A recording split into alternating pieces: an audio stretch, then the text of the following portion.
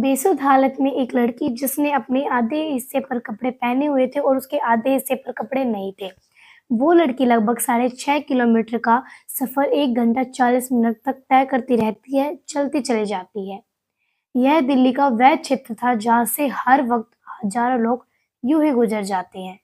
Police भी तैनात रहती है, तमाम कैमरे देखती रहती है, लेकिन इतनी देर के इस सफ़र के अंदर उस लड़की को ना किसी कैमरे ने देखा, ना किसी पुलिस वाले ने देखा और ना ही किसी राहगीर ने देखा। लेकिन एक राहगीर, एक भला मानुस उस लड़की को देख लेता है, तब देख लेता है जब वह सड़क के किनारे पड़ी हुई थी।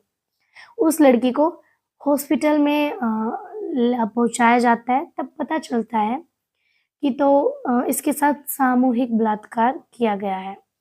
अब इस बात की गूंज पुलिस में पहुँच जाती है, लेकिन पुलिस इस मामले को दबा देती है, बिल्कुल दबा देती है, शांत कर देती है। इसमें एक महिला ऑफिसर होती है, महिला ऑफिसर एसीपी ऐश्वर्या सिंह। जैसे ही उनकी नज़र इस केस पर पड़ती है, वह कसम खाती है कि जब तक इन अपराधियों को सलाखों के पीछे तक नहीं पहुँचाएगी, तब तक वह चैन से नहीं बैठेगी। एक टीम भी गठित करती है और टीम से कहती है यदि किसी को आराम करना है या किसी को खाना है तो वह जा सकता है। इस टीम में वही रहेगा जिसे आराम की बिल्कुल ज़रूरत नहीं है, खाने की बिल्कुल ज़रूरत नहीं है। घटनाक्रम का खुलासा हो जाता है न केवल पूरी दिल्ली में, बल्कि जहाँ-जहाँ तक इस घटनाक्रम की गूंज फैलती है, वहाँ-वहाँ तक लोग सोचने पर मजबूर हो जाते हैं। यह घटना निर्भया कांड की याद दिलाती है।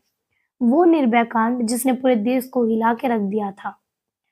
नमस्कार, मैं ईशु। आज की जो सच्ची घटना मैं आपको सुनाने जा रही हूँ, ये सच्ची घटना है राष्ट्रीय राजधानी दिल्ली के कालेखा का एक इलाका होता है। फुटपाथ का वह किनारा था।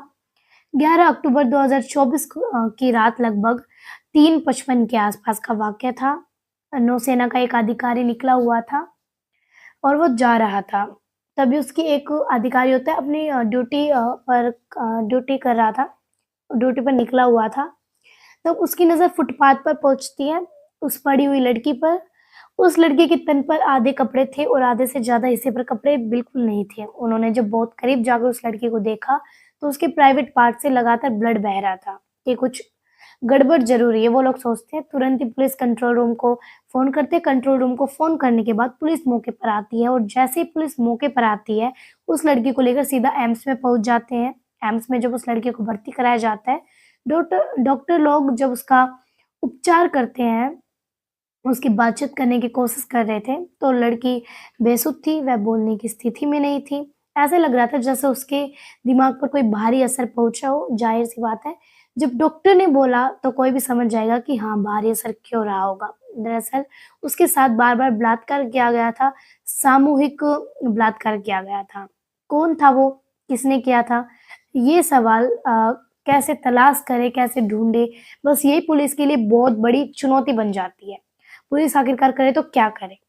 जब उस लड़की से बातचीत करने की कोशिश की जा रही थी, तब लड़की बेसुध थी, बोलने की स्थिति में बिल्कुल नहीं थी। मानसिक रूप से वो बीमार थी, पूरी तरह से बीमार हो चुकी थी, लेकिन ये कुछ बोल ही नहीं पा रही थी। डॉक्टर उसका उपचार शुरू कर देते हैं। डॉक्टर फिर से एक बार बात करते हैं, कहते हैं कि यदि वह नौसेना का अधिकारी इस लड़की को नहीं देखता और इसे वक़्त पर हॉस्पिटल ना लेकर आता, तो शायद ये मर जाती या बच नहीं पाती। इसका जो ब्लड था प्राइवेट पार्ट से भारी मात्रा में बह चुका था। अब जब दिन पर दिन बात बीत रही थी तो पुलिस वाले परेशान हो रहे थे। ऐसे में ऐश्वर्या सिंह अब इस मामले की अगुवाई कर रही थी, पड़ताल कर रही थी। वो सोचने पर मजबूर हो जाती है कि शुरुआत कहाँ से करें। इस घटना को कैसे पता लगाएँ, कैसे पता चले कि हुआ क्या है, कहाँ हुआ है, कौन कैसे हुआ है, जिन्होंने इसके साथ इतना गंदा और घिनौना कर्तव्य किया है। तभी एक आइडिया आता है और इसी आइडिया के बीच में एक महिला सिपाही होती है। उस महिला सिपाही को सादा वर्दी में उस जगह पर भेजा जाता है। ऐसे बात कर रही थी जैसे कि सोशल वर्कर ही ऐसे बात कर रही हो। जैसे कि इतनी हमदर्द हो उस लड़की को, उसके साथ जाकर उसके साथ गलत और गंदा घिनौना कर्त हुआ था। उसके पास जाना, उसके साथ बातचीत करना, उसको खाने का सामान देना, उसकी छोटी से छोटी चीज़ों को ख्याल रखना। अब वो लड़कियाँ जो थी, बेसुध थी, जिसका दिमाग काम नहीं कर रहा था। उस लड़की को वह अपना हमदर्द समझने लगती है। दोस्त समझने लगती है तब वह ज़ोर-ज़ोर से रोने लगती है क्योंकि उसे लग रहा था कि शायद उसकी फरियाद सुनने वाला कोई आ गया है। अब उस महिला सिपाही के सामने इस लड़की ने जो कई दिनों से उसका इलाज चल रहा था, जिसके दिमाग का इलाज चल रहा था, जिसके शरीर का इलाज चल रहा था।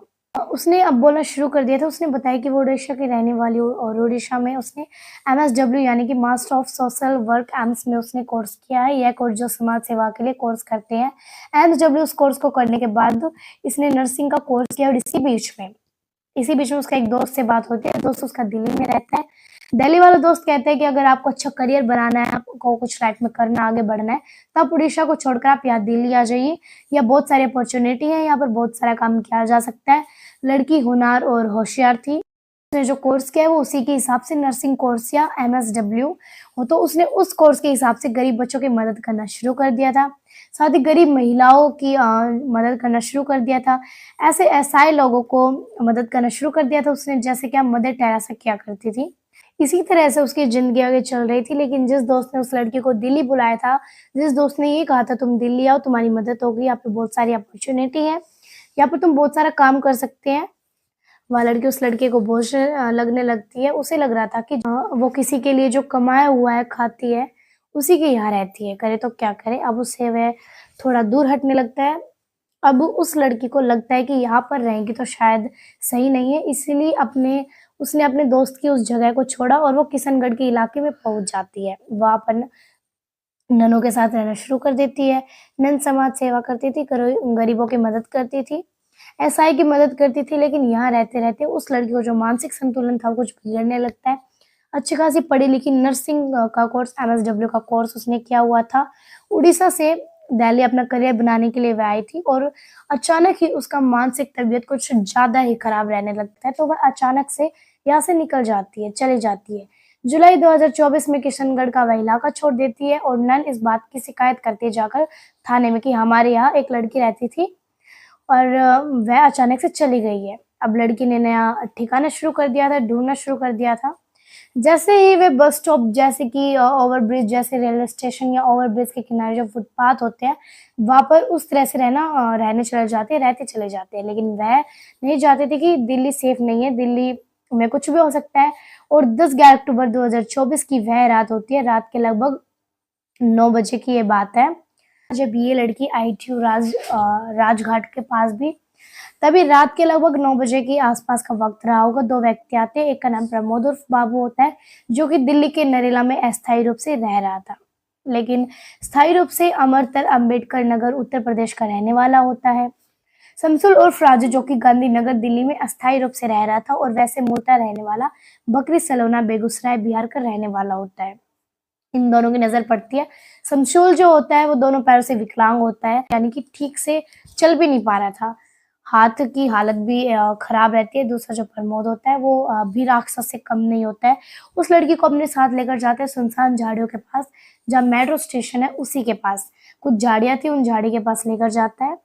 दोनों उसके साथ मिलकर सामूहिक बलात्कार करती है। लड़की विरोध करने की स्थिति में इसीलिए नहीं थी क्योंकि उसने मानसिक जो आघात पहुंचा था किसी बात को लेकर, वो प्रशांति समझ नहीं पा रही थी कि आखिर क्या किया जाए। दोनों मिलकर उसके साथ गंदा घिनौना करते रहते हैं, मन भर जाता है। उसके बाद इन दोनों पर लड़के पर नजर पड़ती है। एक ऑटो वाला DLVRA A9327 प्रभु महतो का ये ऑटो होता है, जो कि कोटला मुबारकपुर दिल्ली का रहने वाला होता है स्थायी रूप से, लेकिन स्थायी रूप से मोतिहारी गया घाट बिहार का रहने वाला होता है। उसने जब इन तीनों को देखा, तीनों को देखने के बाद उस लड़की को अपने ऑटो में बिठाया। साथ जो उसके वो दर्द जो थे, एक का नाम प्रमोद, दूसरे का नाम शमशुल होता है, उनको भी ऑटो में बिठाया लेता है। ऑटो में बिठाने के बाद इनको यहाँ से रिंग रोड फिरोज शाह कोटला की तरफ लेकर जाता है। वहां पर किला होता है। किला के पीछे जो सर्वेंस मार्ग होता है उसके पास लेकर जाते हैं, फिर से बलात्कार करते हैं और तीनों मिलकर उसके साथ तब तक ये गंदा और घिनौना करते करते हैं जब तक उनका मन ना भर जाए। इसके बाद वह अचानक अपनी अपनी जगह पर निकल जाते हैं। लड़की वहां रह जाती है। अब उस लड़की को जब होश आती है तब वह रिंग रोड से आश्रम की तरफ वो चलती रहती है और चलते चलते वह लगभग सराय काली कहाँ तक पहुंच जाती है। 6.1 किलोमीटर अगर पैदल कोई इस रास्ते को सफ़र तय करता है और धीरे-धीरे चलता है तो कम से कम 2 घंटे में पहुँच आएगा, यानी कि 3:15 पर उस लड़की पर नज़र पहुँचती है और जब वो बैठी हुई थी सर्विस रोड के किनारे नज़र पहुँचती है। एक नौसेना के अधिकारी ने उसे देखा, उसके बाद पुलिस को फ़ोन किया जाता है। पुलिस इसे हॉस्पिटल ले जाते हैं। हॉस्पिटल में जब बातचीत नहीं हो पाती है, तब एक महिला सिपाही बातचीत करती है और पूरी की पूरी कहानी उसे समझाती है। ऐश्वर्या सिंह ने नेतृत्व में 10 टीमें बनाती है और यह कहा जाता है कि जिस किसी को भूख लगती है, जिसको बिना चैन के रहा नहीं जाता, वो टीम का हिस्सा ना बने।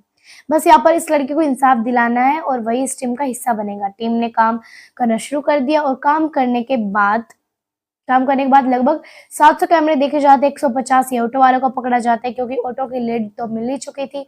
साथ ही लीड मिली थी एक विकलांग लड़की को जो विकलांग होता है। अब पुलिस ने अपना काम किया। 21 दिनों तक लगातार पुलिस को उस काम में बिजी रहना पड़ा। 21 दिन में पुलिस आखिरकार उन दरिंदों तक पहुंच जाती है। उन्हें गिरफ्तार किया जाता है और गिरफ्तार करने के बाद उनको जेल भेजा जाता है। जब इस घटनाक्रम का खुलासा होता है तो लोगों को यकीन नहीं हो रहा था जिस निर्भया के साथ दरिंदगी हुई थी, यह दरिंदगी जो हुई है उड़ीसा की इस लड़की के साथ वह कम नहीं है। उड़ीसा बात करें जब पूछती है उड़ीसा के मुख्यमंत्री दिल्ली की सरकार से, दिल्ली की पुलिस से बातचीत करते और इस मामले में उचित कदम उठाने की मांग करते हैं। दोस्तों, निर्भया की जो दोषी हैं उनको तो फांसी के फंदे पर चढ़ा दिया गया था, लेकिन इस लड़की के साथ निर्भया जैसे कोई कम अपराध नहीं हुआ है। देखने वाली बात है यह, क्या ये अपराधी फांसी के फंदे पर चढ़े या फिर वैसे कोर्ट कचहरी के चक्कर काटते फिरे। ये लड़की अपने मजबूर होकर अपनी चले जाएगी और वह अपराधी होंगे कुछ दिन के बाद छूट जाएंगे। क्या ऐसा ही होगा या फिर निर्भया के दोषियों की तरह इनको भी फांसी के फंदे पर चढ़ाया जाएगा? हम अपनी इस कहानी के माध्यम से अधिकारियों से यही अपील करेंगे कि मामले को फास्ट ट्रैक कोर्ट में चलाया जाए और इन आरोपियों को कम से कम समय में फांसी के फंदे पर चढ़ाकर वैसे ही मिसाल पेश की जाए जैसे कि निर्भया के दोषियों के साथ हुआ था। दोस्तों, आज इस पूरे घटनाक्रम को सुनाने का उद्देश्य है किसी को परेशान करना नहीं था, किसी का दिल दुखाना नहीं था, बल्कि आप लोगों को जागरूक करना था, सचेत करना था। जय हिंद, जय भारत।